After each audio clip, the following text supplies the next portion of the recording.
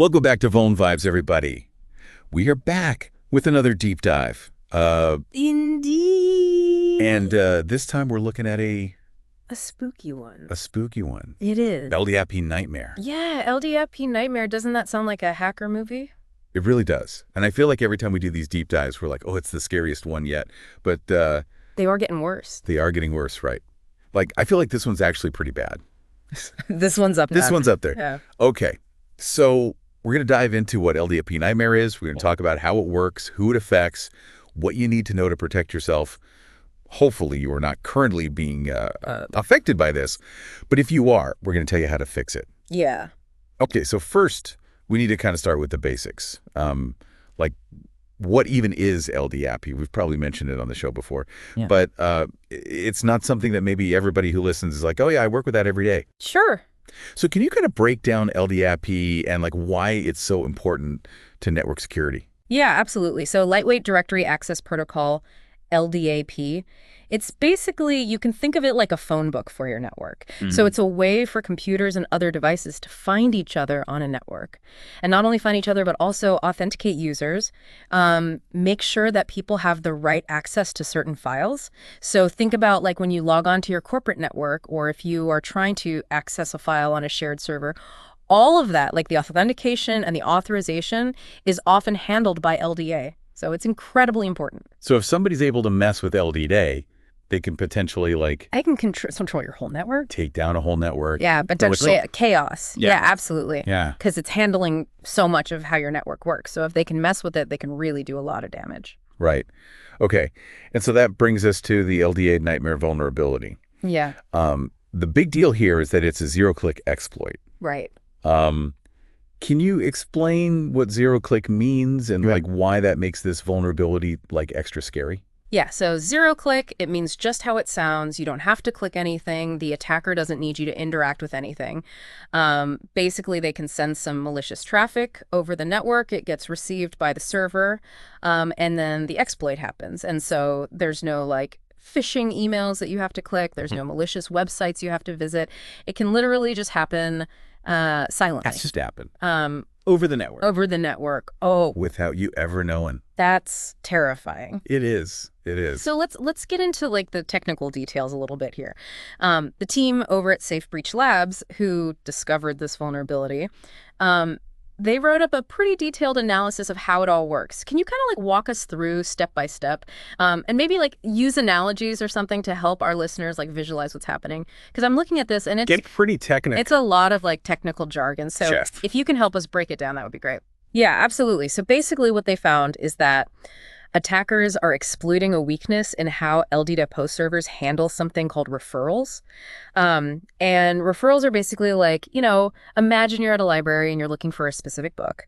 And the librarian says, oh, that book's not in this part of the library, it's actually in another building. And so they give you directions to go to this other building. So in a network, that's kind of what a referral is. You ask LDAP server for something and it says, oh, I don't have that. It's on a different server. Go over there. Okay. And it gives you the directions. This exploit tricks the LDAP server into sending you to a malicious server instead. So it's like if the librarian was in cahoots with the bad guy. With the bad guy, yeah. Exactly. And they send you to the wrong building, but it looks very convincing. And so once you're connected to that malicious server, the attackers can then do all sorts of nasty things. They can try to run commands that will crash your server, or potentially they could gain full control of it. So it's pretty high impact once they're in. So it's kind of like if you went to that other library and then like the lights went out and like the bookshelves started falling over. It's like, that's not a good situation. That's a bad library. That's a bad library. Yeah. Yeah. Okay. So we know this is bad. This vulnerability has a CVSS score of 7.5. Right. Can you like remind us, what does CVSS stand for and what does a score like that mean? Yeah, so CVSS is the Common Vulnerability Scoring System, and it's basically a way to rate vulnerabilities and like how bad they are. So a 7.5 is considered high. It means that the vulnerability is relatively easy to exploit, and it could have some pretty serious impacts. And you know, 10 is the highest score. So 7.5, we're getting up there. It's definitely something to be concerned about. Yeah, that's pretty high. So like when we see a score like that, should we be like duck and cover? Like what should our listeners be thinking when they hear 7.5? Yeah, I mean, definitely take it seriously. Like, this is not something to ignore. This is something to address as soon as possible. And luckily, like we'll talk about in a little bit, there are ways to address it. But yeah, anytime you see a high CVSS score like that, you definitely don't want to just brush it off. You want to take steps to mitigate it. Right, right. Okay, and to make matters worse, it seems like this vulnerability affects a lot of different Windows Server versions, like going all the way back to like 2019. So this is a pretty big potential target pool, right? Yeah, huge target pool. I mean, Windows Server, it's used everywhere. So if you're running any version of Windows Server from, the past few years, you are potentially vulnerable to this attack. So it's a very widespread issue. And it's one of the things that makes it so dangerous, right? Because so many people are potentially vulnerable. And if attackers can find just one server that's not patched, they can get in. And then they can pivot from there to other parts of the network. Right. Okay. So this all sounds very doom and gloom. But there is some good news, right? There is some good news, yes. So Microsoft, to their credit, they were very quick to respond to this vulnerability. They've already released a patch. So if you are running a Windows server, the first thing you need to do is go and patch it. Like now. Like right now. Don't wait. Seriously, stop listening to the podcast, go patch your servers, and then you can come back and finish listening. But that is the most important thing you can do right now to protect yourself. Okay. So first and foremost, patch your systems. But SafeBreach, they didn't just stop at discovering the vulnerability. They actually developed a tool that like any of our listeners can use to like check if their server is vulnerable. So we'll put a link to that tool in the show notes. But can you like briefly describe what that tool does? Like what kind of information can people get from it? Yeah, so the tool is pretty straightforward. It's basically a script that you can run on your server. And it'll test whether your server is susceptible to this particular vulnerability. So, it'll simulate the attack, but in a safe way, obviously. And then it'll give you a report. And it'll tell you, whether you're vulnerable or not. And if you are vulnerable, it'll give you some more information about, what you need to do to fix it.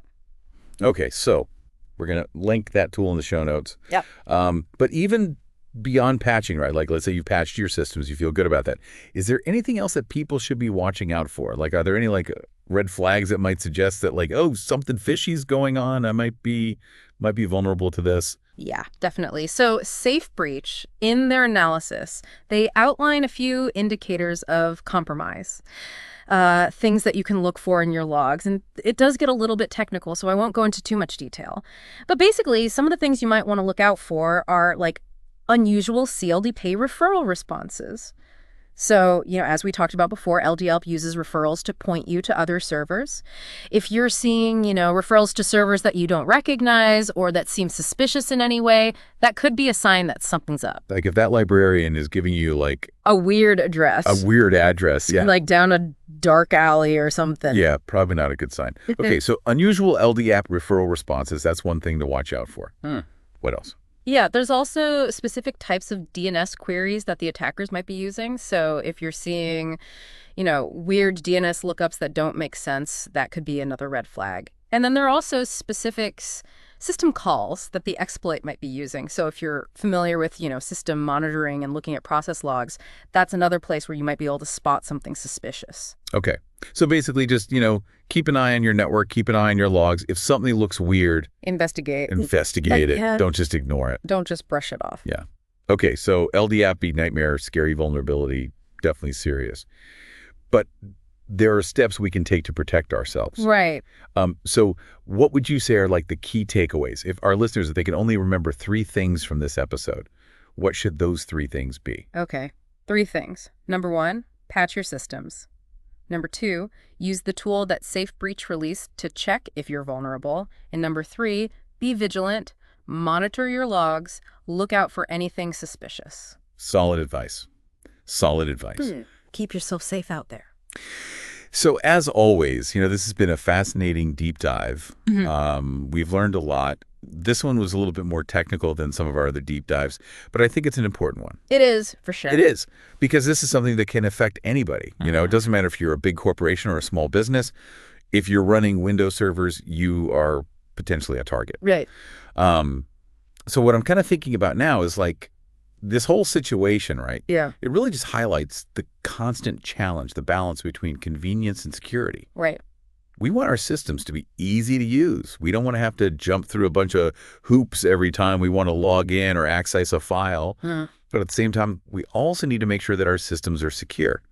And it's always this kind of, balancing act. Balancing act, yeah. Right. It really is. And I don't think there's any easy answer. It's something we have to constantly be thinking about, as technology evolves. Like, how do we make sure that we're staying ahead of the attackers, but also not making things so complicated that, nobody can actually use the systems? Yeah, it's a tough question. And it's a question that I don't think we're going to have an answer to today.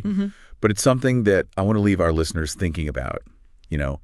As you're going about your day, as you're interacting with technology, just take a moment to think about, what are the trade-offs that are being made? Is there anything that you can do to maybe tip the scales a little bit more in favor of security? That's a great point. It's something to think about. But for now, that is going to do it for this deep dive. Stay safe out there, and we'll see you next time on Vuln Vibes. See you next time. Bye. Bye.